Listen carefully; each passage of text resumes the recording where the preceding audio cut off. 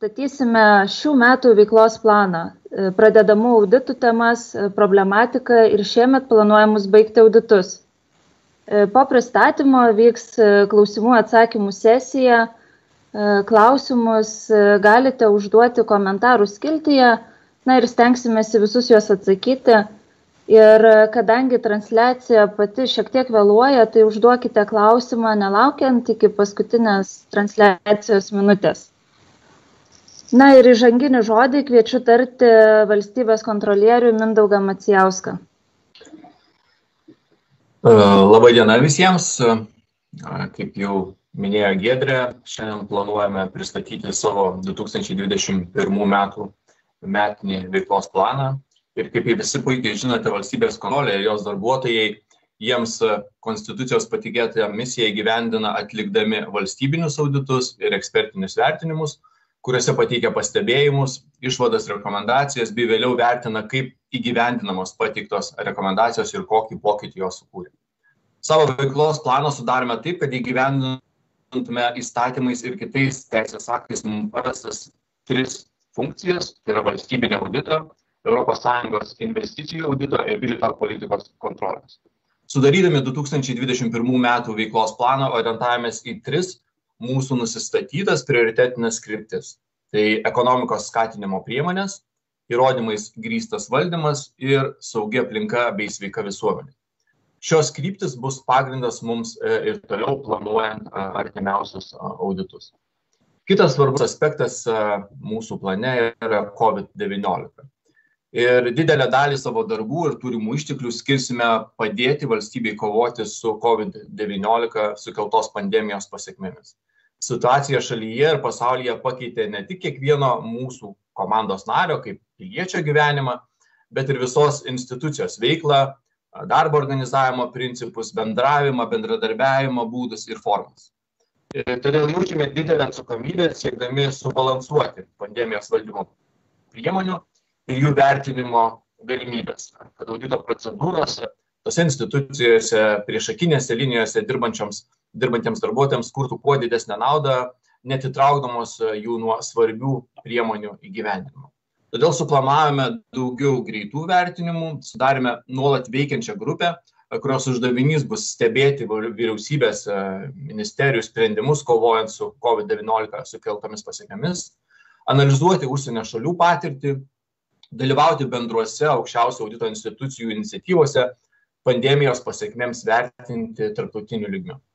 Suplanavome ne vieną auditą ir vertimą, kurių rezultatai pateiks nepriklausomą įrodymais grįstą informaciją apie sprendimų kovojant su COVID-19 ligos pasekmės efektyvumą, net ir atliekant tuos auditus, kurie tiesiogiai nebus susiję su COVID-19 tema, vertinimų apimtimi bus siekiama atsižvelgti į šios ligos sukeltas pasekmes atskiroms viešojo sektoriaus sritims ir jose egzistuojančioms problemams. Tačiau apie tai detaliau pristatys valstybės kontrolieriaus pavaduotoja Živilė Kindurytė, o į jūsų klausimus pagal audito temas yra pasirengusi atsakyti visa mūsų komanda. Prieš suteikdama žodį Živiliai, norėčiau jums dar pristatyti dar vieną produktą, kurį tuo pačiu metu pristatom, tai yra viešojo sektoriaus sričių apžvalga.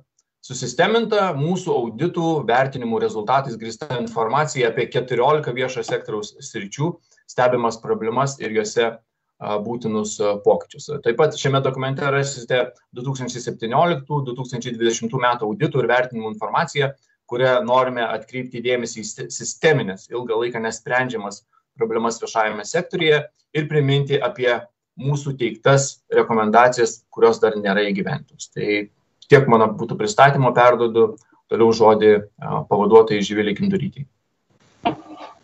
Labą dieną, aš plačiau atskleisiu apie ką mūsų planas, kam ir kur skiriame išteklius, kas naujo ir įdomaus jame ir kodėl pasirinktos būtent šios auditų sritis.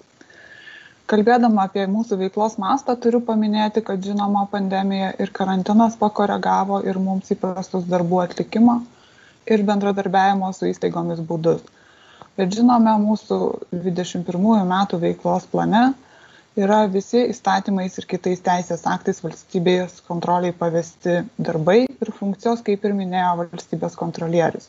ir mūsų nepriklausomų vertinimų aktualiausios sisteminės ir didelį visuomenės dalį paveikiančios viešojo sektoriaus problemos.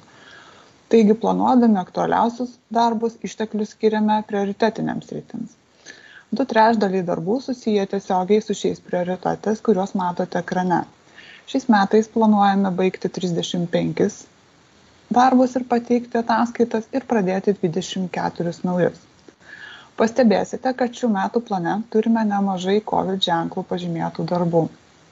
Pavyzdžiui, sveikatos priežiūros tvarumo užtikrinimas, oficialiosios statistikos tvarkymas, pasirengimas ekstremalioms situacijoms, pagalbos verslui išsaugoti likvidumo priemonių vertinimas ir kiti darbai.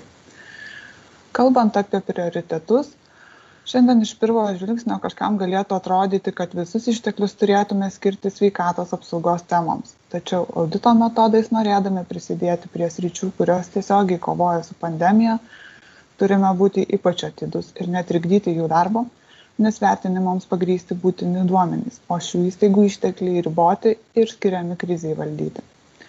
Visgi kalbėdami apie COVID įtaką, ar nerasim nei vienos srities, kurias nepalietė pandemija. Vertiname sritis, kurių sklandus veikimas ypač svarbus esant pandeminiai situacijai ir karantinui. Tokios sritis ir jų sklandus veikimas turėtų ypač neigiamų pasiekmių po 5 arba 10 metų, jeigu jų neanalizuotumėm dabar. Tai yra sklandus būtinųjų paslaugų teikimas piliečiams, infrastruktūra, pagrįsti duomenys, efektyvi įstaigų veikla, atsakingas išteklių ir lėšų naudojimas. Mūsų ilgalaikiai tarptautiniai ir finansiniai įsipareigojimai, fiskalinė drausmė. Pavyzdžiui, šiemet pateiksime Ignalinos atominės elektrinės uždarymo proceso įvertinimą, kurį planuojame pristatyti birželio mėnesį. Ar imamasi pakankamų priemonių užtikrinti, kad kuo didesnė numatytų veiklų dalis būtų atlikta numatytais terminais, kaip įgyvendintos Europos audito rūmų atliktų auditų metu teiktos rekomendacijos siekiant išvengti didesnės finansinės naštos ateityje. Dar viena tema susijusi su ilgalaikės krypties nustatymu, tai yra slaugos ir socialinių paslaugų senyvo amžiaus asmenims vertinimas. Šį auditą pradėjome praeitais metais ir koncentravomės į paslaugų prieinamumą, ar jos patenkina šių asmenų poreikius, integralumą ir žinoma šių dienų situacija įnešė papildomus aspektus ir nagrinėjimą, kiek tas paslaugų prieinamumas yra užtikrinamas dabar, saugumo aspektus paskelbus ekstremaliąją padėtį ir karantiną. Žinoma, atlikdami auditus šiuo laiku ir analizuodami rizikas pastebime ir įstaigų įmonių sunkumus surasti ir pateikti pagrįstam vertinimui mums reikalingus duomenis. Darbai trunka ilgiau nei įprasta, pratinamasi prie naujų veikimo būdų, technologijų. Kartais kyla abejonių, kokiais duomenimis remdamiesi sprendimus priima šių įstaigų vadovai. Dar neįprasta ir nepasinaudojama aplinkos pokyčių suteiktomis galimybėmis. Todėl plane turime auditų sietinų su įrodymais grįsto valdymo prioritetu.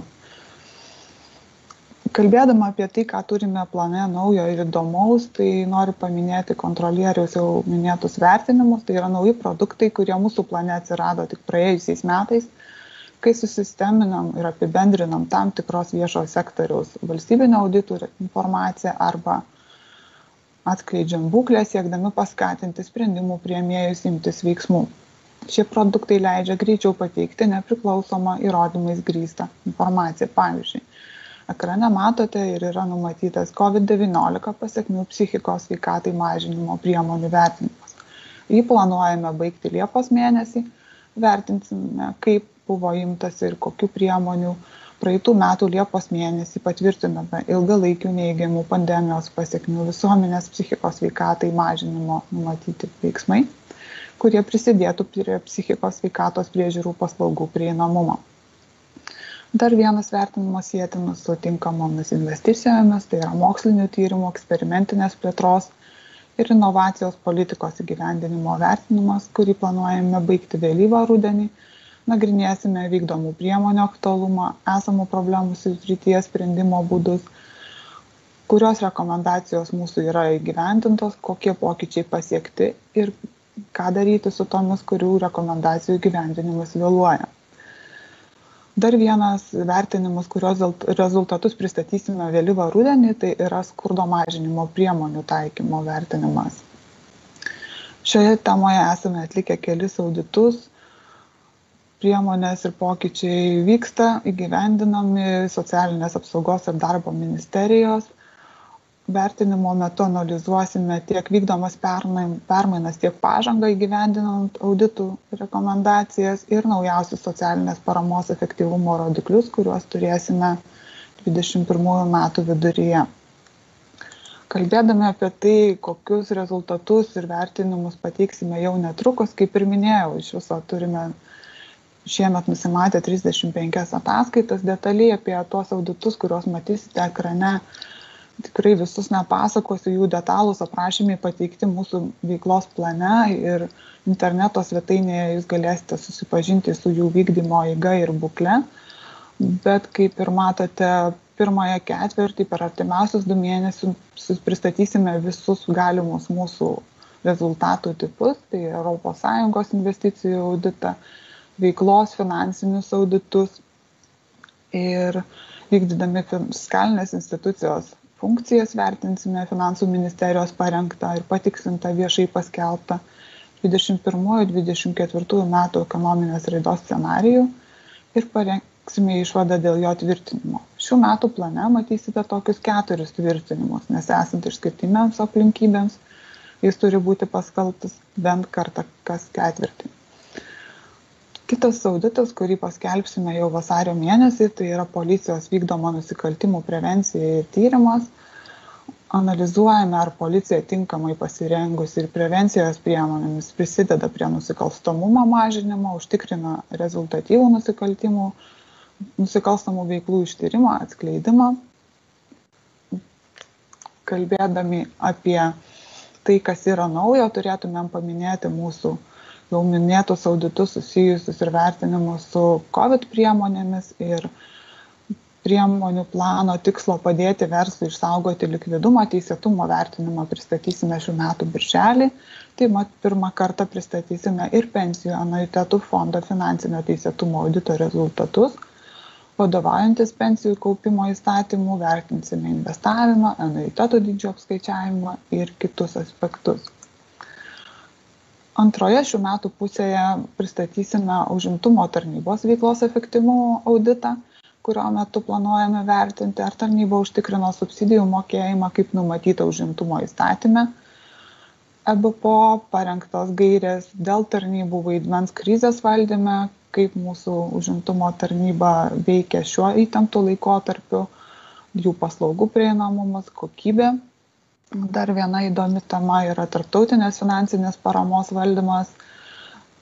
Vertinsime planavimo sistemą Lietuvoje, koordinavimo, pasiektų rezultatų stebėseną, ES priemonių skirtų sušvelninti neigiamas COVID-19 pasekmes lėšų panaudojimą, registrų informacinių išteklių tvarkymą ir žinome, kaip ir kasmet pateiksime 7 finansinių auditų rezultatus, kurių išvadas pristatome Seime, tai nacionalinio, valstybės ir fondų finansinių ataskaitų rinkinių ir biudžeto vykdymo ataskaitų rinkinių išvadas.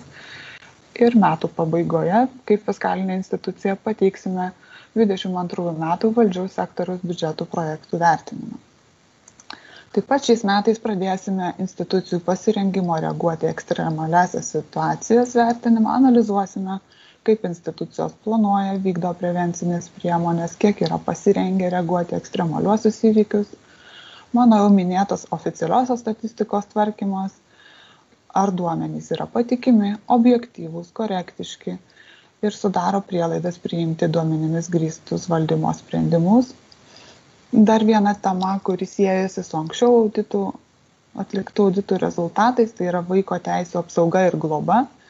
Vertinsime, ar įvykdžius pokyčius vaiko teisių apsaugos srityje ir institucinės vaikų globos pertvarka sistema užtikrina saugią aplinką kiekvienam vaikui augti savo šeimoje, likusiems be tėvų globos, globėjų, įtėvių šeimoje ar šeimynoje ir gauti pagalbą bendruomenėje.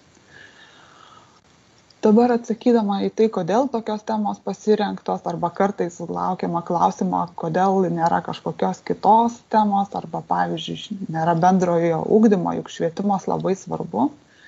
Žinoma svarbu, todėl noriu paaiškinti, kodėl kai kurių svarbių temų nematote mūsų plane būtent kaip auditų arba vertinimo. Tai pirmiausiai turime ir taikome įvairius atsako į rizikas ir pokyčių skatinimo būdus, ne tik auditus ir vertinimus. Vykdome rekomendacijų įgyvendinimo stebėseną, baigę auditą kartu su mūsų audituotomis įstaigos, nuolat bendradarbiaujame apie teiktų siūlymų ir įstaigų vykdomų priemonių įgyvendinimą. Apibendrinę šios rezultatus 2 kartus metuose teikiame rekomendacijų įgyvendinimo ir svarbiausių reikalingų pokyčių duomenis Seimo audito komitetui ir šias ataskaitas taip pat pristatome viešai. Antras aspektas, kodėl nėra kai kurių sričių auditų šiemet, vėlgi prioritetai ir ištekliai, taiklumas laiku. Ten, kur labiausiai reikia šiandien ir dabar galime audito metodais paskatinti pokyčiai. Sritis, kuriuose taip pat žvelgiame rizikų, bet jose vyksta pokyčiai pateiktos mūsų plane kaip rizikos, kurias analizuojame ir esame pasirengę mūsų planą atnaujinti. Pavyzdžiui, vaistų politika, greitosios medicinos pagalbos paslaugų organizavimas, elektros energijos gamyba, lyčių lygybės priemonės, atviri duomenės, kultūros paveldo apsauga ir kitos. Kaip ir minėjo kontrolierius, be šių metiniame veiklos plane pateiktų rizikų, siekdami prisidėti prie įrodymais grįsto valdymo, vieno iš mūsų prioritetų. Kartu su planu šiemet dalyjamės ir sričių apžvalgos vienlapių leidiniu. Jame trumpai pateikiame atliktų auditų rezultatus, rizikas, rodiklių duomenis ir svarbiausius reikalingus pokyčius, siekdami, kad diskusijos apie įvykusius ar reikiamus pokyčius būtų grįstos duomenimis. Konkrečių pavyzdžių nevardysiu, visa medžiaga bus paskelbta po mūsų susitikimo svetainėje, tai dabar esame pasirengę atsakyti į jūsų klausimus. Dėkoju pranešėjams. Naujienų portalas Delfi, Edgaras Savickas. Labą dieną. Aš pastebėjau, kad įstaigos ne visada operatyviai įgyvendina jūsų teikiamas rekomendacijas. Tai norėčiau pasiteirauti, ar per pandemiją buvo kažkokių iliustratyvių atvejų, kai toks delsimas sukėlė problemų. Ir gal tada galėtumėte pateikti pavyzdžių. Tai gal pradėsiu aš truputį atsakinėti. Taip, matyti visi procesai pandemijos atveju yra sustoję ir sulėtėję. Ir skaitant ir mūsų pateiktas rekomendacijas ir jų įgyvendinimą.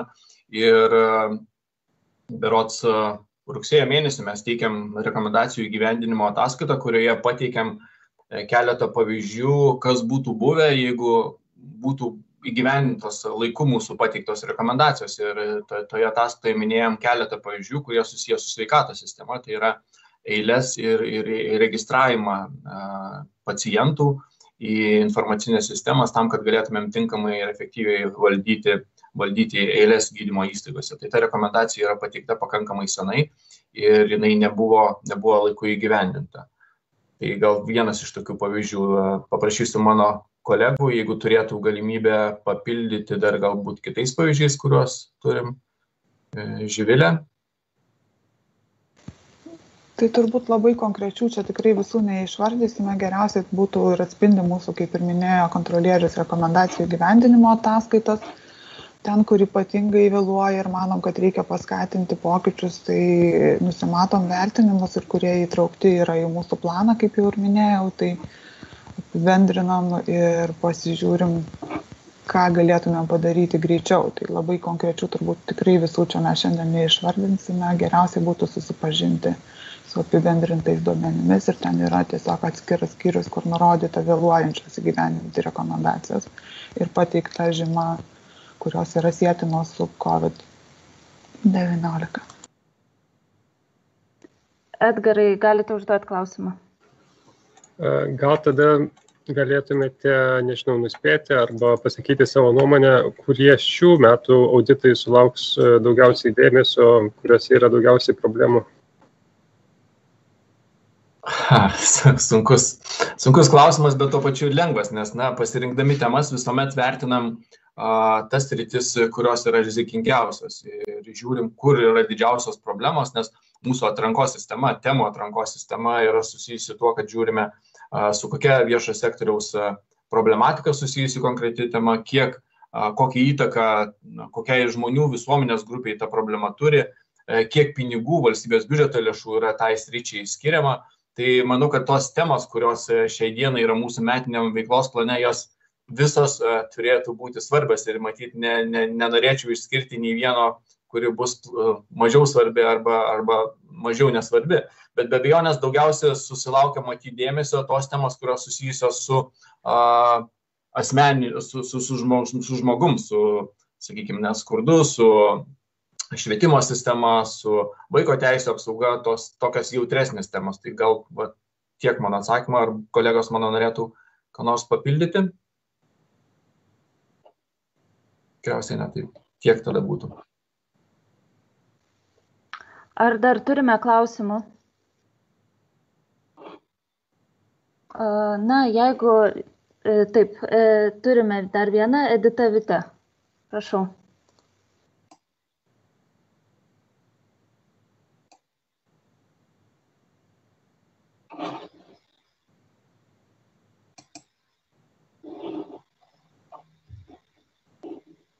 Mikrofoną reikia paprašyti, kad įsijungtų. Atsiprašau, neįsijungiau. Taip, LRT radijas. Aš tiesiog norėjau paklausti, kaip jūs tuos prioritetus susidedate? Ar tai yra iš tikrųjų bendradarbiaujant su Seimu? Ar ir piliečiai gali kažkaip tai į auditą kreiptis į kontrolierius dėl tam vienokio ir kitokių problemų? Kodėl ir pagal ką jūs susidedate būtent tuos prioritetus, kur reikalingas auditas? Tai ta sistema yra pakankamai sudėtinga, tačiau trumpai bendrais bruožais pabandysiu papasakoti. Mūsų institucijoje turime atskirus departamentus, kurie metų eigoje analizuoja įvairiausias, visas viešojo sektoriaus sritis. Tai jeigu įsivaizduoti, yra 14 ministerijų, tai visiems 4 departamentam yra paskirstyta po 3-4 ministerijas ir tose srityse egzistuojančias institucijas. Jie metų eigoje renka, analizuoja informaciją, kuri yra viešai prieinama. Be viso šito taip pat stebime įvairius tarptautinius rodiklius, kurie atskleidžia arba parodo, kokia yra vienos ar kitos srities situacija, lyginant, sakykime, ES mastu, lyginant pasaulio mastu. Be viso šito žiūrime tarptautinių organizacijų vertinimus ir jų pateikiamas rekomendacijas bei išvadas. Taip pat vertiname ir žiūrime, analizuojame skiriamas lėšas vienai ar kitai institucijai, vienai ar kitai programai. Taip pat metų eigoje pateikiame prašymus arba paklausimus visom viešojo sektoriaus institucijom, nevyriausybinėm organizacijom, prašydami jų pateikti siūlymus, kokiose viešojo sektoriaus srityse jie mato vienokią ar kitokią problemą ir kurią galėtų valstybiniai auditoriai audituoti. Taip pat turime mūsų interneto svetainėje galimybę anonimiškai pateikti siūlymus tiek gyventojams, tiek atskirų institucijų darbuotojams, bet kokią temą susijusią su viešųjų paslaugų, su valstybės biudžetu, su valstybės turtų valdymu. Visą tą informaciją surinkę, metų eigoje mes ją, sakykime, subendrinam, suanalizuojam ir žiūrim tada pagal mūsų nusistatytus kriterijus, kuri ta tema galima audituoti, kokie apimti mes ją galime audituoti, kiek išteklių galim skirti vienai ir kitai temai, ar turim pakankamos kompetencijos ir, taip grubiai pasakius, viskas susumavus ir gaunasi tas metinis veiklos planas, kurį vėliau parengę jo projektą pristatome Seimo audito komitetui ir išgirdę jų rekomendacijas patvirtinam ir pristatom visai viešai visuomenei. Tai gal bendrais bruožais būtų tiek. Jeigu mano kolegos norėtų ką nors papildyti, tai prašau, Živilė. Aš gal labai trumpai, tik tai visą tą, ką minėjo kontrolierius, tai taip ir prioritetams pasirinkti naudojam tą pačią rizikos analizę ir tuos aspektus, tiek lėšos, tiek rodikliai ir konkrečiom temom. Taip pat pasižiūrėdami, kiek jos atitinka mūsų pasirinktus prioritetus, ten, kur reikalingi svarbiausi pokyčiai ir žinoma galimybė atlikti auditą ar vertinimą būtent dabar ir kada tie rezultatai mūsų būtų taikliausiai ir geriausiai prisidėtų prie pokyčių. Tai tas irgi turi įtakos mūsų pasirinkimui dėl jų atlikimo sekos. Tada gal papildant kriterijai, kuriais dar įsivertinam, tai yra strategijos, tai yra tam tikri ilgalaikiai strateginiai planai mūsų šalies, Lietuva 2030, įsipareigojimai, tarptautiniai įsipareigojimai, ką Lietuva turi padaryti iki tam tikro laikotarpio ir kas nutiktų, jeigu neįgyvendintų. Tai tas sąrašas tų rodiklių ir kriterijų atsirenkant temas yra pakankamai didelis ir sudėtingas ir kas, matyt, svarbu paminėti, kad prieš porą metų mūsų šitą auditų atrankos sistemą vertino tarptautiniai ekspertai ir jie šitą mūsų pavyzdį vertino kaip geros praktikos pavyzdį tam, kad kuriuo būtų galima dalintis su kitomis ES ir pasaulio šalių aukščiausiamis audito institucijomis. Ar būtų dar daugiau klausimų? Taip, Edita, klausom jūsų. Aš dar tęsiant, gal gerbiamas Macijauskas atsakytų, ar galėtumėt sudėti kelis akcentus pernai metų darytus auditus ir galbūt COVID-as, pandeminė situacija, atskleidė tam tikras viešajam sektoriui esančias spragas ir tai taisant jas, kokie būtų artimiausi planai jau šiems metams? Ačiū. Negalėčiau matyti taip tiesiogiai atsakyti į šitą klausimą, bet pabandysiu pasakyti, ką mes esam padarę praėjusiais metais ir metų pabaigoje esam paskelbę COVID-19 apžvalgą, kurioje atskleidėm tuos vyriausybės veiksmus, ministerijų atskirų veiksmus reaguojant į pandemiją, pradedant nuo berods vasario mėnesio, kuomet buvo priimti sprendimai, iki berods spalio pabaigos. Tai toje apžvalgoje galite surasti tam tikrus kilusias rizikas arba tam tikrus dalykus, kurie laiku nebuvo įgyvendinti ir priežastis, kodėl tai neįvyko tinkamai nustatytų laiku. Matau, mano kolegos norėtų papildyti, tai Rasa, prašau. Labą dieną, ar girdite mane normaliai? Taip. Aš gal norėčiau paminėti socialinės apsaugos ir darbo srityje atliktus auditus. Čia jau gerbiama pavaduotoja apie tai kalbėjo, tai pavyzdžiui, tai būtų auditas, kur socialinė parama skurdžiai gyvenantiem asmenim, kur buvo atliktas ir pavyzdžiui, ne per seniausiai asmenims su negale. Ir rekomendacijos tikrai buvo, kad kompleksiškai vertinti, ko reikia šitiem asmenim tos pagalbos. Jeigu rekomendacijos būtų greičiau vykdomos, tai nebūtų taip atsitikę, kad tos pirmo karantino metu buvo sutrikimas paslaugų, žmonės kai kuriais atvejais, turbūt viešoje erdvėje jūs irgi tai skaitėte ir matėte, tai gal čia jau tiesiogiai, kaip pavyzdys, jeigu gerbiamai žurnalistai, tinka toks atsakymas, tai būtų vienas iš jų pavyzdžių.